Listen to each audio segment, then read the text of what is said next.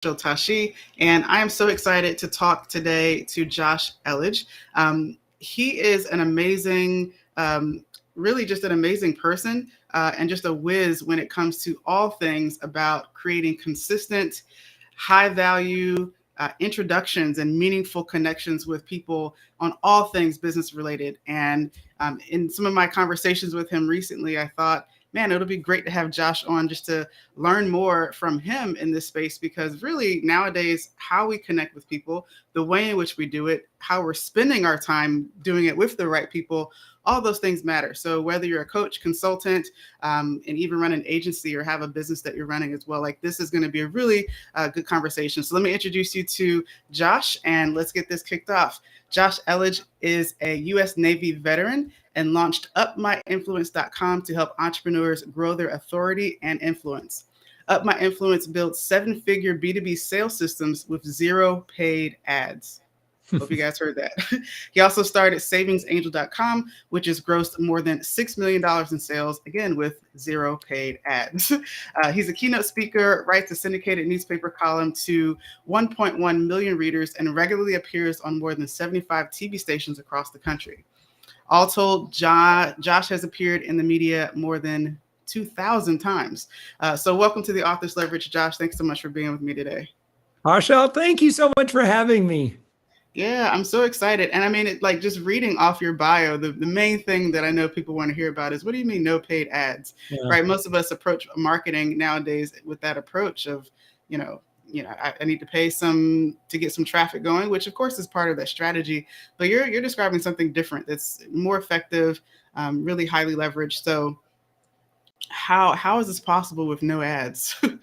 Yeah, well, see, here's the thing, right? And I would say Robert Stevens, the founder of Geek Squad, who said, I think he said this well and said it first and said it pretty darn well. Advertising is the tax you pay for being unremarkable. And I would throw any sort of lead gen activity that you have to do to keep business going is a tax. I'm not saying you shouldn't pay it, but if you're not yet at that level of what I call remarkable, then you're just going to have to be running around doing something to drum up business. So what I really wanted to focus, what I always have focused on is not doing what gurus are telling me I'm supposed to do. If it feels out of integrity with me, I'm not going to do it. I just can't do it. I'm just not going to be that guy who slides into DMs and starts going through some kind of robo pitch. I've never been like how I got all that media attention, how I continue to get media coverage. I don't do spray and pray when it comes to public relations. I never have. Instead, I focus on how can I provide value to key centers of influence? How can I continue to work on my own authority? And how can I deliver so much value on using platform and working with partners and working with audiences that I become indispensable and I truly move toward being remarkable? I'd rather be the kind of person that just naturally attracts attention and or new relationships, more importantly, because of what I have to say, rather than because I'm just saying an average message to a lot of people in a salesy, spammy way. So that's the crux of what I'm going to talk about for the remaining time, is how to become remarkable. And it has to do with your influence. It has to do with your authority and quite honestly, your perceived authority. It's one thing to be, super high authority in your industry, but sometimes, we become our own best secrets. So I'll go through open book style. You can ask me anything about how we've been able to do this. And I'd say, very importantly, I want to grab the attention, and I don't want someone who's in this criteria to listen too passively here. If you are in any kind of account-based sales, if you are consultative, if you are relationship-oriented in what you do. So in other words, if you're an agency owner, if you're a coach, consultant, or B2B service provider, and engaging with you is not typically some $27 e-course. God bless those folks. I'm not the expert for you if that's what you do.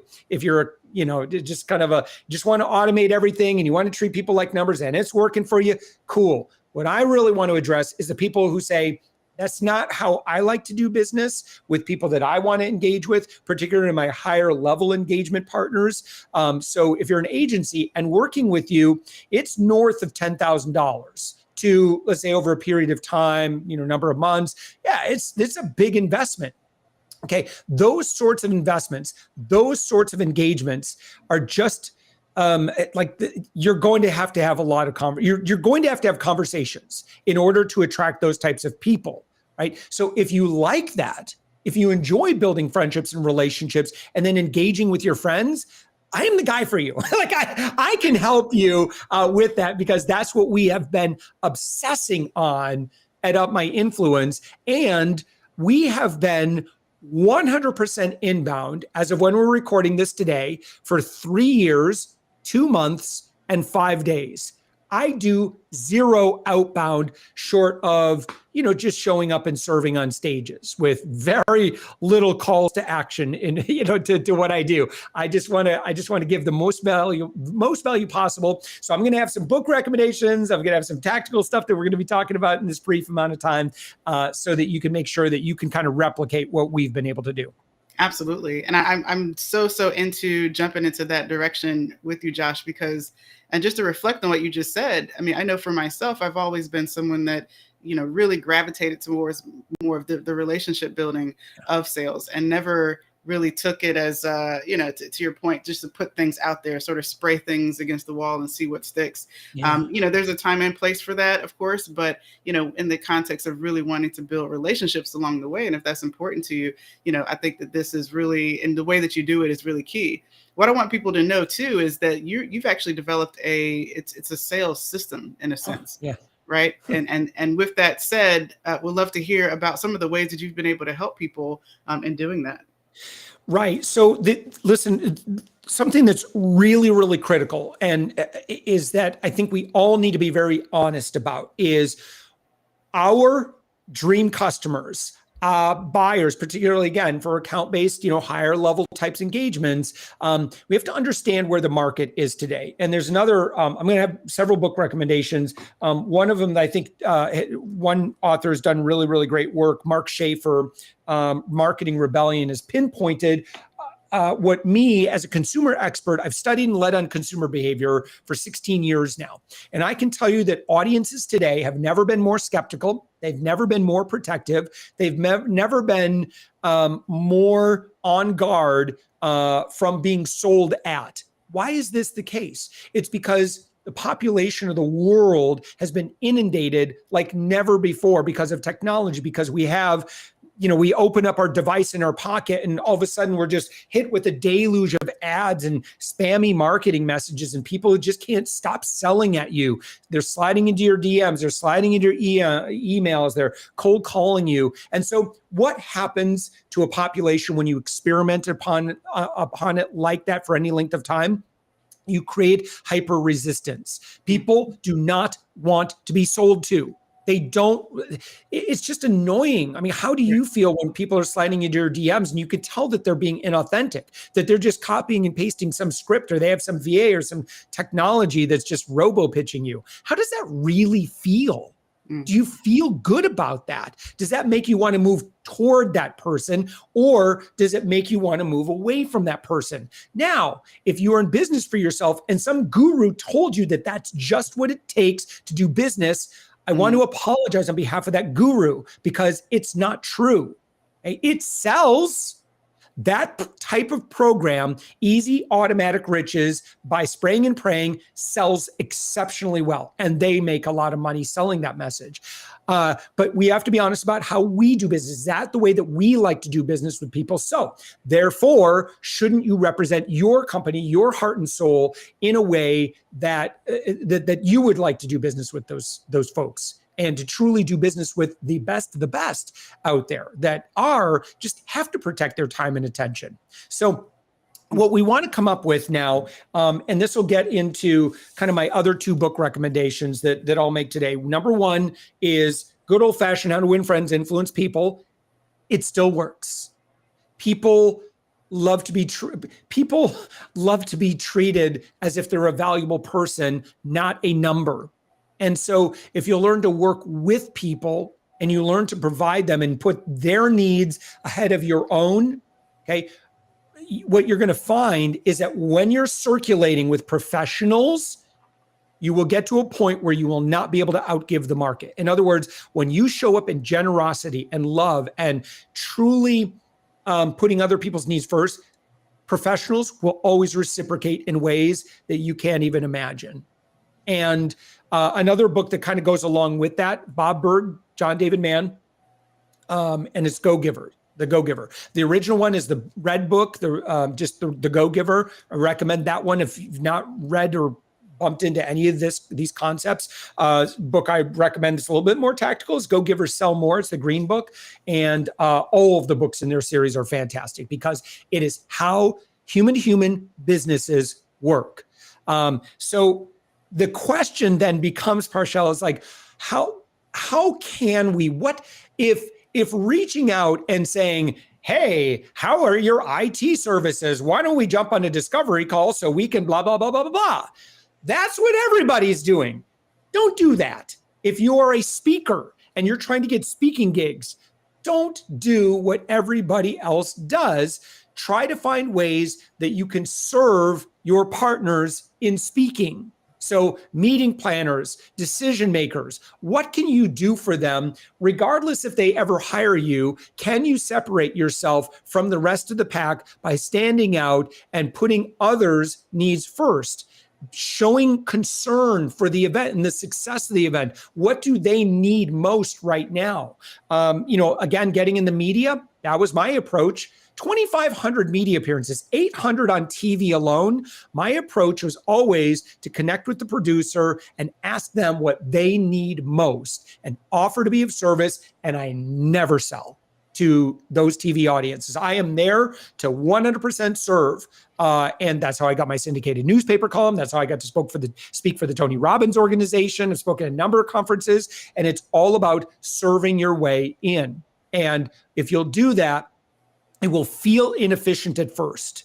And I'm not suggesting you give all your time to all people, no matter where they are. We have to be thoughtful and judicious about where we invest our time. But if you'll serve the right people and you'll invest into relationships, it always comes back in much greater numbers than you put it out there. So 100%. That will kind of lead it. I needed to lay that groundwork first before if I start getting into tactics, you're like, that doesn't sound fun. I don't get it. Unless you really fundamentally understand why. You have no choice in the matter at this point.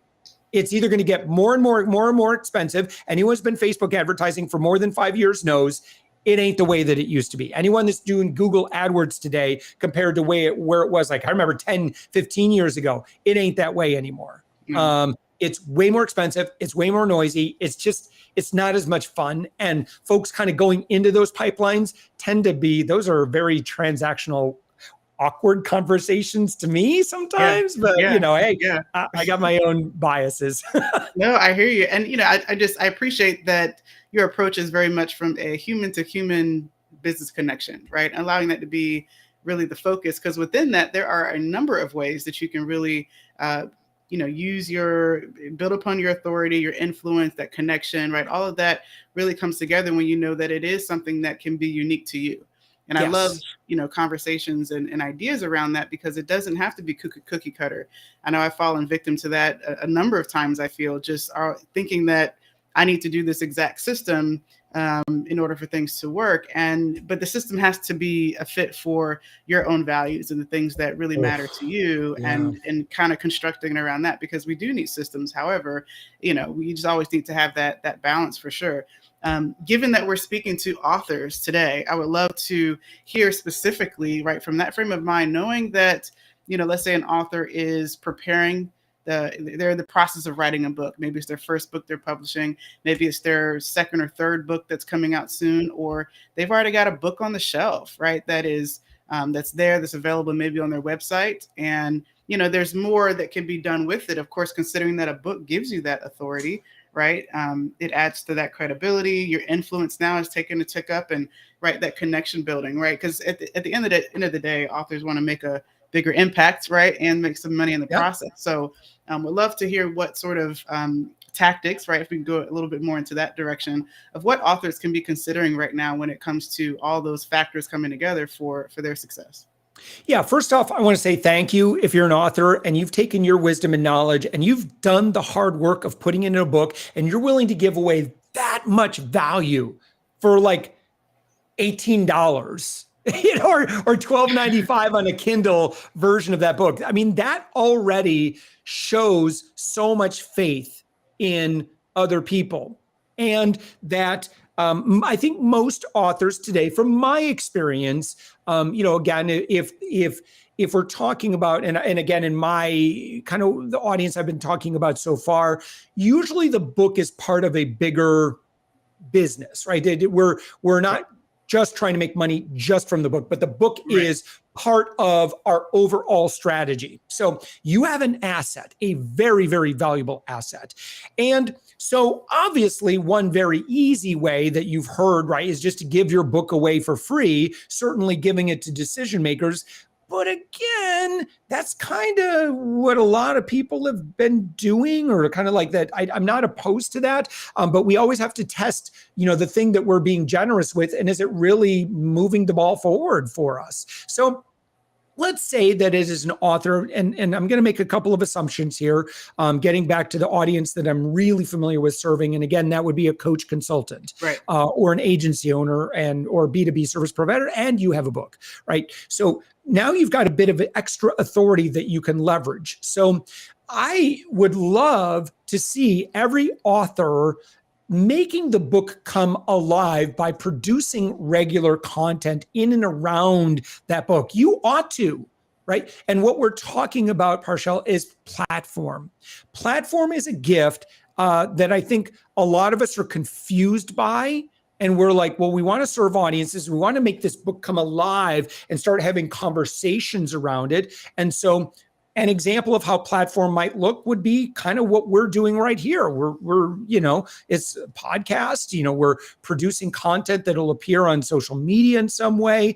And the beautiful thing about platform is it's so non-exclusive. Everybody can participate. And I've got some examples because naturally, if you have a bigger audience, you have a bigger stage that you can work with, right? But the way that we usually advise is leveraging platform not to make yourself look great, but to use platform in a way to make other people feel amazing. And those other people can be anyone you want, right? So in business, let's say that you're a solid 5 in the business world, okay? You're not at the top of the top, right? You're out there doing your thing. You've got a great brand, you've got a great message, you're fairly unique, right? But you're a 5, right? But you do business with 6s and 7s. So in other words, your exact peers may not be able to afford you, or they may not be, you're selling up a little bit. So if you are selling up, platform is a gift that allows you to punch up a couple of levels. So the way that this looks, and it's really, and that's how you network up anyway. So if you're ever trying to get up, like, it's like, who is it that talked about, like you're the combined average of the 5 people you hang around with most. So if you want to improve your average, you need to improve your circle of 5 people. And because everybody knows that, or most, business professionals know that, sometimes we're a little sensitive to how much time we spend with people that have earlier stage business questions and issues, right? So I'm always looking to learn from my peers on up. So platform allows you to aim for the 7s and say, with an active service, listen, I would love to celebrate you. I would love to, have a conversation, and I would love to share the work that you're doing and share your thought leadership with all my audience, is one way that this could look. So now if you approach me, for example, with that sort of an invitation, I can't do that with everybody, but certainly if the offer sounds great, you better believe I will be there in service. And what you'll find, Parshell, and I'm sure you've seen this, is that business leaders who have been around for a little bit of time, especially folks, I would say, that have just put years into what they do, they've acquired wisdom. And when we acquire enough wisdom for enough time, we start to develop this other emotion, which I call generativity. Generativity meaning I have an somewhat of an obligation, or I feel this internal burning to be able to serve folks that are earlier in an earlier stage of me or a younger age than me. So we want to give back. And you'll find that most exceptionally qualified decision makers, meeting plan, whoever it is that you're looking at, centers of influence, successful business leaders, they will say yes way more often than if you just start slamming them with DMs and asking them to jump on a discovery call. That's a non-starter. But if you say, listen, it would be my honor to do a quick interview. I'd love to learn from you while I share that with all my audiences, and please let me know what I can help promote for you. And, what can I do for, how can I serve? Don't say how, like suggest ideas is probably a much better way to go. So for example, like in the PR world, our first iteration of this concept is that I would reach out to centers of influence and I would say, hey, I was looking for your press page or your media kit, and I couldn't find it. I don't know if you keep that hidden for whatever reason. But look, I've been listening to your podcast for over 6 months. It would be my honor to put my team and I to work. And I would love to do that pro bono, no cost. I would love to do that. Now, why am I doing that? Because I know business leaders, when you have someone that's really doing a lot of good stuff in business, they just have so many things going on. Their level of collaboration is so much more powerful than two people that are at the very, very beginning of business. So does that make sense? So like if you have someone that has like a really big audience and they've got like this going on, they've got a summit going on, they've got this going on, like there's a lot of things that they might say, Josh, I could maybe you could help me with but you got to build the friendship first. I always lean into the friendship when it's a matter of like, should I really push for the sale right now? Or should I keep investing into the friendship and the relationship? I almost always lean into the friendship and the relationship because this is someone that I'm hoping that we could do cool stuff with forever. Right. Just like, most of my media appearances it wasn't 2,500 media outlets. It was probably 100, but some of them I've been going back to for 16 years because I invest in the relationship and I keep showing up in service. So, if you're talking about someone that has a really big audience, like they're doing really good stuff out there, would you be willing to write this question down if you're listening to our conversation, right? Would I be willing to invest into key relationships? Yes or no? Either you're going to fit with that personality style or you are too afraid to.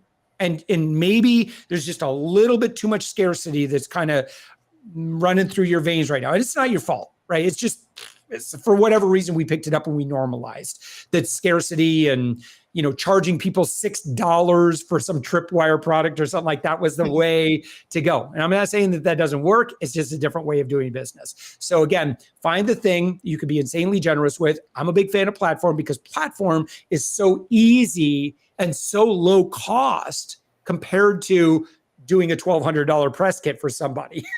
Now, the $1,200 press kit paid off big time because that got me on a really big podcast that I'd been wanting to get on for quite some time. I didn't ask for it right out of the gate, but after we became friends, I'm like, hey, just out of curiosity, like, how do you decide, who makes a great guest for your show?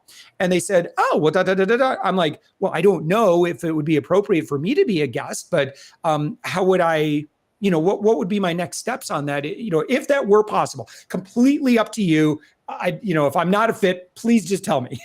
Right. So it's very much listen to the way I'm saying things and how I'm saying it. Again, I don't want to make assumptions. I definitely don't want to sell at them. And I want to play by the rules, their rules. Right. But because I built up that familiarity, first I built up proximity, time together, then familiarity. They got to know me, which led to know, like, and trust. Okay, Josh seems like a pretty legit. He's a good guy. What can we do for him? Sure, we can, get him in the mix on this. That's how, again, the Tony Robbins thing, it was nearly the exact same thing. Social media marketing world. I spoke at that conference like 4 times. It's the exact same thing. It's just find out what you can give away, and do it consistently over and over and over and over again. And again, it's going to feel scary at first, but professionals will reciprocate. Absolutely. And this is so powerful. I mean, just the thought that you can be generous with your own platform, even if you're in the process of building your platform. In fact, that can be a part of how you build your platform. What happens? Yes, Parshall. Yes, so much yes. Because let's say that you were to have 20 people with audiences all bigger than you, and you talk about how amazing they are. What do you think they're going to do? Now, I hope that in the tone of my voice, you have felt that I am always at all times 100% transparent, honest, authentic with people. If you bastardize what I'm talking about, not only is that just patently unethical. So in other words, if you're like, yeah, I'm going to do this, but I really want, like, you have to be able to, here's another, would you be able to take your sales hat off and just set it on the shelf for a little bit and just say, you know what? I'm just going to be a good person in the world and I'm going to serve. Again, I'm not talking about serving people that have absolutely no ability. You could serve brand new baby business owners in different ways. For example, and again, I'm using a lot of B2B language, so forgive me if, it's not really your jam, but so democratization is one of our core values. You serve those audiences with your content. You can't serve all people. And even Bob Berg, the author of The Go-Giver, he sets boundaries, and it's just like, I'd love to, I just don't have the ability to spend 30 minutes with everybody. But if you're doing X, Y, Z, blah, blah, blah, blah, blah, then yes, absolutely. And the generosity comes out. So that's kind of very important that we get that figured out and get that ironed out. And that's, so with all of our clients, we work out that strategy. And in most cases, we're going to just go the platform route because nothing comes close to performing as well as saying, wait a minute, I could do a couple of podcast episodes every single week. And yes, there's going to be some investment of resources and time into that. However, now I'm getting the time with centers of influence that I wasn't able to get previously. And it's not a guarantee that they're going to engage with you. And in fact, I can tell you what the numbers are. And this is crazy. 25% probably not going to engage with them much ever again. So, and you have to be willing to be cool with that. Not everyone's going to buy your product, right? Mm-hmm. Or even when they're in your world, they're just not really a fit for anything. But what I find is about 20 to 25% of people, and we have 200 clients, so I have good data on this, about 20 to 25% of people will engage with you directly, even on big ticket stuff. Again, there's a lot of things you have to have in place here, but just generally, these are goals. And then you've got this middle part that's about 50% that are engagement opportunities in other ways, like introductions and, workshop speaking invites and like things that aren't your primary engagement target, but they're just all these secondary benefits that you get. Your worst case scenario that I've described here is that you serve somebody, you really go all out, you do something nice for them, and then they promote it. Like, that's why I like podcasts, because your worst case scenario is they're going to promote it to all of their audience. If they don't do that, that's pretty rare. Almost everybody's pretty good at that. Like me being a guest here, I guarantee I'm going to be promoting this hard and heavy to my audience because my audience already kind of likes me. Parshall, your audience, the jury's out. We don't know. I'm an acquired taste. Some folks are like, that guy talks way too fast. He's way too much energy for recording on a Monday afternoon. But it makes so much sense. Everything that you're saying, it really connects the dots, I think, for the people who resonate with this message and this approach, right? Because if you have a platform and that's something that's important to you that you're building over time, that can also be leveraged to help you, gain these connections, relationships that, either it's a win-win, right? It becomes either a friendship, someone that helped to share you with their audience, or a potential client, right? Or prospect even in your pipeline. And Yeah. what comes to mind too, I know that from this approach, typically people are, maybe sometimes taken off by the long game approach to things, right? Because this approach does take, I know, some patience, like you said, and maybe some freak out moments at the very beginning. Yeah. But at what point do you typically see with your clients that it's like they're Great. now, over the top? Yeah, great question. Okay, so here's our two promises and we don't work. We have like an application process we have to go through, so we have to hedge our bets to know that this is the right partner. Like values alignment is the biggest thing. But okay, let's assume that we've got these three things. Number one, values alignment. We do not work with sharks. We don't work with and I would say that what I've been describing is going to be very challenging for a broy shark marketer. It's just going to be really, unless you have a change of heart like this. You're going to end up looking for shortcuts, and it is going to come back to bite you in a big way. And then people will hate you if you do it. Like that's what I was talking about. Like don't you do any kind of bait and switch. Don't tip your head. Like everyone knows what you want.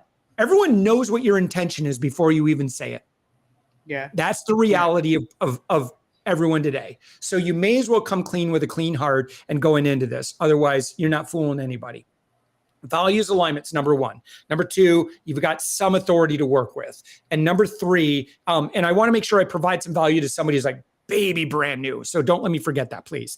And then number three is, you need to, the numbers work out a lot better if at the end of the rainbow, there's like a $10,000 type engagement rather than like, well, how much does it cost to work with you? $199, like 100, like that's like, you just don't have as much acquisition budget baked into that. Like you're gonna have to do a different play for lower ticket stuff. And Savings Angel, by the way, was a $20 a month product. So I mean, I could speak that language, but that's kind of not today's subject. Okay, so there's one thing that was. Wait a minute, you had asked. Oh, numbers. Okay, targets. Okay, so when we find our ideal partner, we make them two promises. Number one is you got to follow our system, and you have to follow exactly what we tell you to do. Step by, do not deviate, right? And don't.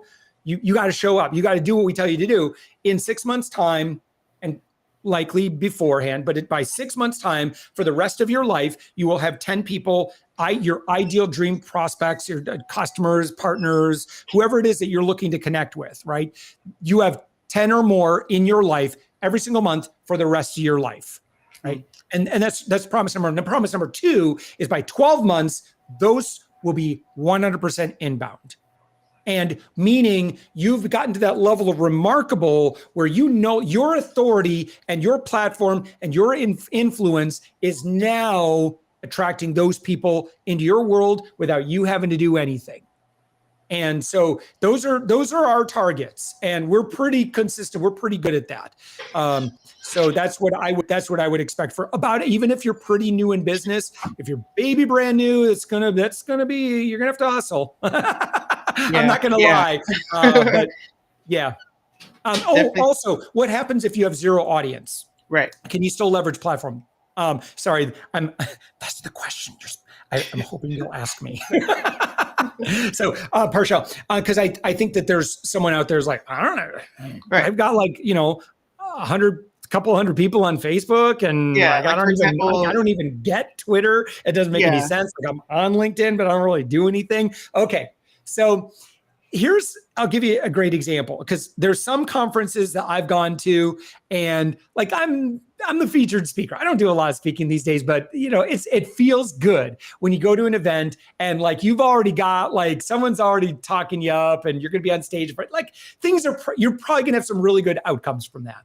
Okay. Then most conferences, that's not the case for most conferences. Most conferences I go to, and I'm a nobody. Like I'm just another face in the crowd, right? And so I went to one. It was my wife's conference. I don't know. I'm like nowhere in this world. Like this is not my crowd, but I'm happy to be there. I love what they do because I love what my wife does, and I love my wife. So anyway, so I'm there, and I'm just like standing around, kind of. Talking with my wife and her coworkers and her friends or whatever. And I'm like, well, who's the coordinator? Oh yeah, so-and-so. I know who that is. And I was a member of this Facebook group that population in that Facebook group, there's a lot of crossover with this event. So I went up to her and I had my phone. I said, listen, would you mind if we did a quick live stream to this, to this particular Facebook group? And she's like, yeah, of course I'd love to do that. Are you kidding? It's like, cool. There's, there's no rule where that would be bad form or anything like that. We're going to provide value. We're not going to be selling anything, obviously, in this Facebook group, but so I basically just took my phone. I went live. And then I'm like, hey, I'm with so-and-so right now. And, tell me what this event's all about. Who is this event designed for? And she's like, she's like, yeah, thank you. And then I'm like, well, and let's, you've got some vendors here. And so now we're going to all these different booths. These guys and gals have been like, they've invested money to be there. They're nervous that they're going to make their money back and, have a successful. So now we're going around and giving them the emotion and feelings of significance. That what they do and what they're doing in the world matters. So the event planner's like, man, this is awesome. The vendors are like, man, this is awesome. And how much does this cost me? I'm going live to another just community group. It's not my group. And, again, just providing value to that Facebook group, providing value to, the meeting planner and to the vendors here. Okay. So that's all it took for me. And a result of this. So then we hit stop on that. I just have to ask good questions and, have an okay personality. And by the way, you don't have to be an extrovert. Like if you love people, then what I'm talking about works so well for you. But at the end of that, the organizer of the event, she's like, oh my gosh, thank you so much for doing that. Like, who are you? I said, well, this isn't my world, but you should probably, I don't know if you know my wife, Jenny. And then I started talking about her just a little bit. And she works with Natasha and oh, yeah. So I'm making connections there. And then, that then all of a sudden, like, my wife's all getting invited to talk to these other people or whatever. And I'm like, that's awesome. Like, that's so good. It's like, it's so much fun to create prosperity and abundance by being the first to give. And so many of us in business are afraid to do that because we're so focused on what we have to get done and we got to pay these bills and we got to do this. Whereas if you just take and flip the script a little bit and just like, I'm going to create all the abundance I desire in the world by being a giver. It's so much more fun to play in those circles of working with lots and lots of generous people. Absolutely. That's really what it all boils down to, really. I mean, and to hear you talk about it, it's more of the joy that came from being in that giving that was most exciting. And then it's like, you don't know what the end result oftentimes will be, but if you know that you gave, right, it's kind of like planting a seed. I remember learning that around how we earn. Like, it's not about how much can I get? It's like, what can I do, right? What can I give in order to get something back, right? And it's not that it's about getting something back, but it's just a law, right? If I'm going to give and be present with someone in that, right, it's like planting a seed. Therefore, you're deserving of what comes back from that time. And therefore you can enjoy, I think, that experience of platform sharing and building and that process, right? Because it sounded like it was just a lot of joy in that process of, just going live with random people at this conference. So I think that's really the beauty of it. So Josh, man, I could talk to you for quite a long time. There's so much more that I know that is there that's in you and able to share, but we can start to wrap the conversation up. And I would love any parting words of advice that you would have, where folks can connect with you as well. And and I always ask all of our guests one special question, which is, what is your one word? Boy, I don't want to be lame and say something like love or abundance, because I think those are probably overused. But it's and again, I don't want to just make these concepts too simple because they're overused. But there's a level of buying into that. There's a level of buying into generosity where it's intellectual. Oh yeah, I agree with that. And then there is no, I'm all in. I'm all in on love, right? And I think that when we get to that level of belief and commitment in those concepts, that's when stuff really starts to open up. It's that true, authentic generosity. So go with the word generosity, because I think that's a little bit more on target, a little bit more specific to what we've been talking about. Yeah. When you go all in on generosity, the world changes. It will feel like you're just luckier in life. People will come out of the woodwork to support you. They're like, I don't even know what Josh does, but I feel like I want to support him in his mission. And so just random stuff happens all the time. I want that random good fortune for you. And, just we all, it's like, to people that like, I mean, I'm very much kind of that advocate personality anyway, but like when there's a product I really love or a service I love or someone that I just really believe in, I try to constantly talk about them and what a great world to live in, as opposed to, us versus them and carving it out, sort of thing. So yeah, exactly. So we serve many, many different ways. Democratization is one of our core values. I do free trainings. I give away what other people charge money for. I do a webinar that's exceptionally tactical and valuable that really dives into a lot more of what we're talking about. Also, I'm always looking for great podcast guests. If you've got some success in business, I'd love to celebrate you. We have over 100,000 on social, which we'd love to promote you to. All of that, you can the best place, just go directly to our website and you'll see exactly where, wow, this sounds like a great path for me to kind of learn a little bit more about these concepts and, start applying some of this stuff. And that's at our website. It's www.upmyinfluence.com. So www.upmyinfluence.com, and you'll see exactly where, all the freebie things, all the ways that I could be of service in your life. It would be a great honor. Beautiful. Josh, thank you so much. You're such a giving person, right? You're such a generous person. I love that. And thanks for sharing. And we'll definitely be sure to link that link to your website in the show notes for those that are tuning in. And Josh, I'm just so appreciative and want to acknowledge all the work that you've done in this space and how you're supporting so many entrepreneurs and folks that are just really wanting to make a difference in the world and do it in a human to human way. So just want to acknowledge you and thank you for your time and joining me on the conversation today. Thank you so much, Parshell, for having me. Yeah, absolutely. And with that said, we'll see you all on the next episode of The Author's Leverage.